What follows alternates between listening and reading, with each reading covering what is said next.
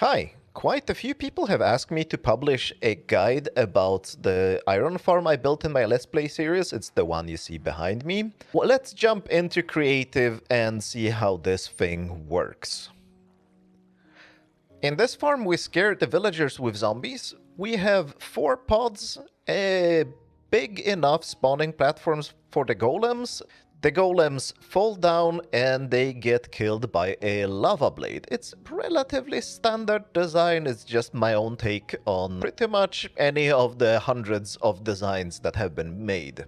The way we show the zombie to the villagers is by opening trapdoors, so we're not bouncing around the zombie in a minecart or a cauldron with water or something like that. Instead, we have a carefully timed system for showing the zombie often enough but not too often, and this is quite important.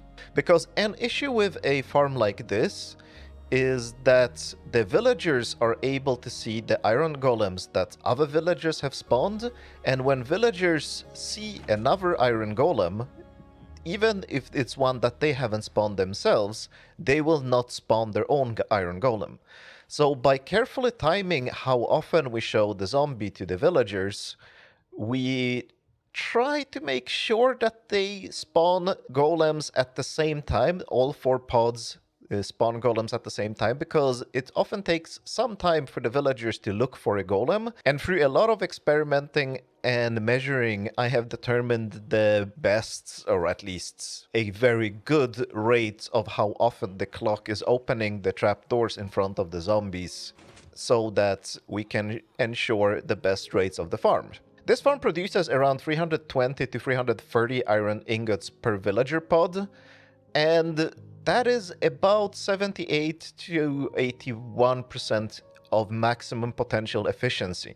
And I do not think it is possible to achieve maximum efficiency with a farm like this, because it takes a while for the golems to flow down and fall down out of range of the villagers so that they can't see them. And because of that, we need to slow down the clock a little bit. Like I said, I've been experimentally arrived at the best timing for this clock. The spawning platform is 11 by 11 blocks. The villager pods are 15 blocks apart from each other. The hole in the middle is 3 by 3, but I will not go through the measurements carefully and show you exactly where everything is. A good rule of thumb, though, is that this corner block here of the spawning platform, then there is one empty block diagonally, and this is where the villager pod is. But you should just refer to the world download that will be in the description of this video, because that's so much easier than to go through exact block measurements. Everything is centered, as you can see. Every villager pod is offset exactly the same. The platform is 11 by 11, so you should be able to figure it out, but it's much easier to just use the world download for reference. Also, it is quite important that the iron golems fall relatively far so that they are being killed out of range of the villagers. To be honest, I don't remember the exact measurement how far they should be, because I designed this part a long time ago, but this is far enough. At the bottom here we have a hopper to pick up the loot, but in my Let's Play series I don't like to use many hoppers, so instead I'm using a contraption like this to pick up the loot, and this works as well. So the iron drops there, flows through here, and then into this bubble column that then connects to the rest of the loot handling system in my redstone factory.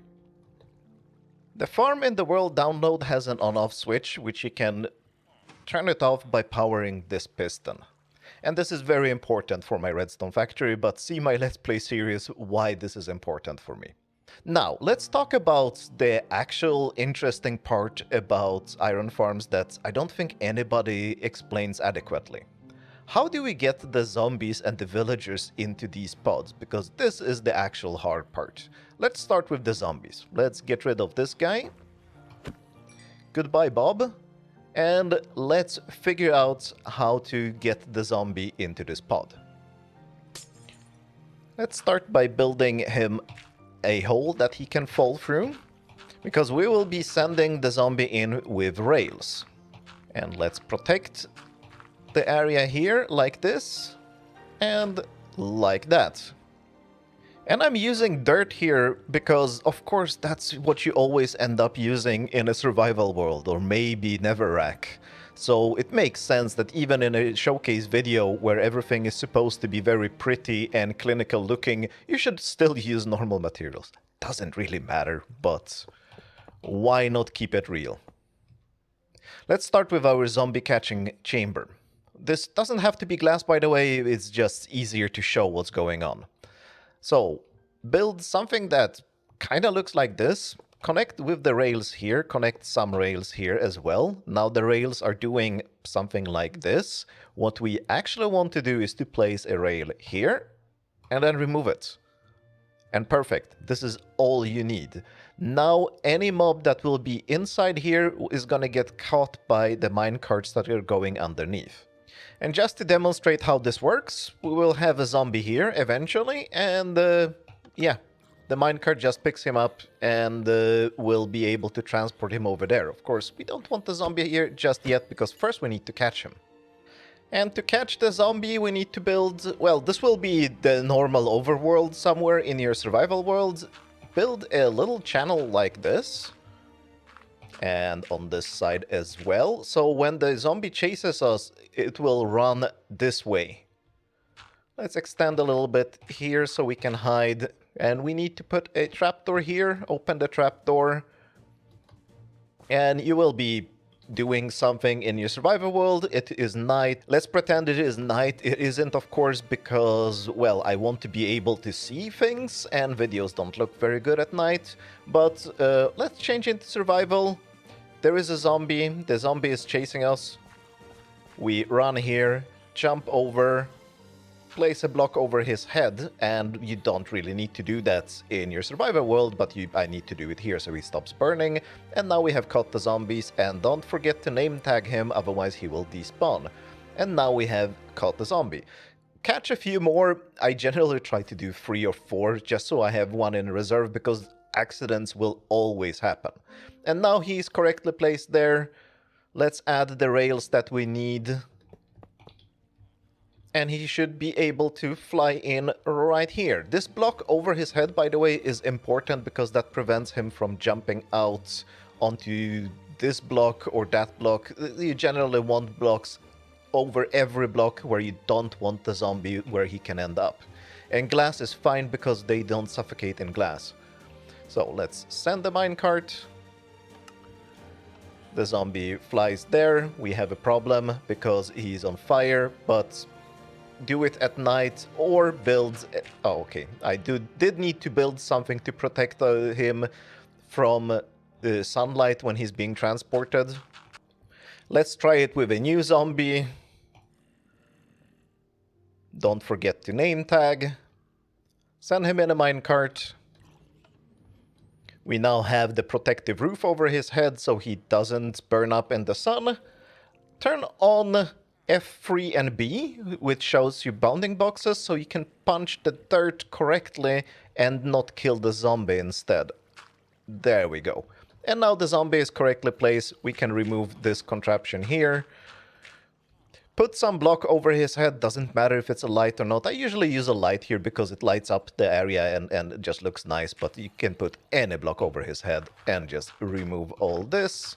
And for villagers, we're gonna be doing the same thing pretty much. Let's get rid of this pod, and we will have the villagers in some villager breeder here. That's your choice how you choose to get your villagers. You could just kidnap them from a village if you want. And activate the rail where they are supposed to fall down. Replace this block with some block that is easy to punch out. A little containment area. Something to activate the activator rail. Something to power the powered rail. And like I said, you will have some kind of villager breeder here. It's your choice. Let's put some blocks over the head here so they don't eject anywhere where we don't want them to eject. There we go.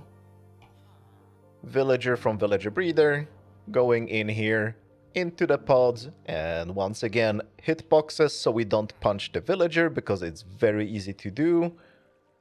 And villager down, replace the block and get the next one. It is a very manual process, but I don't think it's necessary to automate something that you're just gonna do 10 or 12 times and never again in the whole lifetime of the farm, so this should be fine. And once you get... Oh, and never forget to replace this dirt, and yes, I have done this multiple times. Get the last villager in, remove the minecarts, and he is in, and we can clean this thing up. The water placement on the spawning platform is very simple. It's just one water bucket in each corner, so something like this.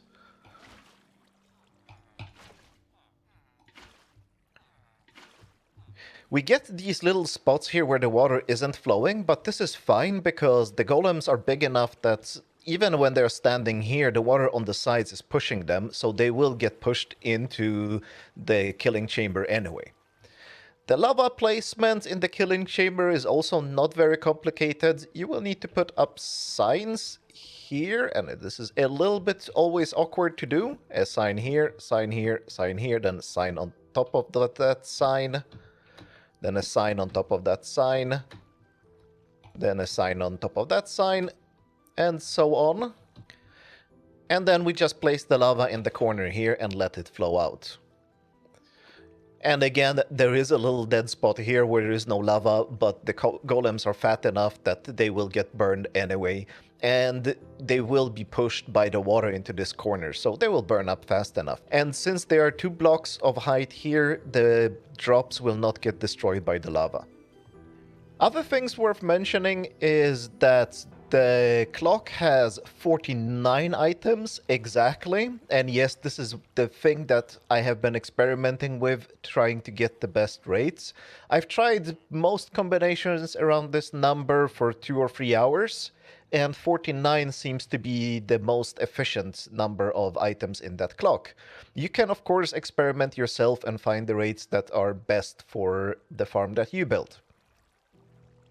The off position of the farm is when this piston is powered, and this is only because I want the trapdoors to be closed on the zombies so they are not scaring the villagers unnecessarily. I don't think it matters. It might actually improve performance a little bit. I haven't measured it. The performance of this farm is so good that it's barely noticeable on the server performance at all, so it's not a big deal, but it's just nicer that way. A thing I might have forgotten to mention is that block over the zombie's head has to be blocking sunlight. So I'm using shroom lights. If you're not sure, just use shroom lights and it's gonna be fine. Otherwise, you can replace it with glass if you manage to put pumpkins on the heads of the zombies to protect them from sunlight as well. That works too. Like I mentioned before, the rates are around 320 to 330 iron per pod per hour, and it's not like other guides. I'm not saying the number of items. The number of items is higher, but I'm not counting the poppies because why would I? There will of course be a world download in the description so you can see all the measurements exactly. And if you have any questions, ask them in the comments and I'll answer anything I understand. And if not, thanks for watching and have a good ironing. Bye!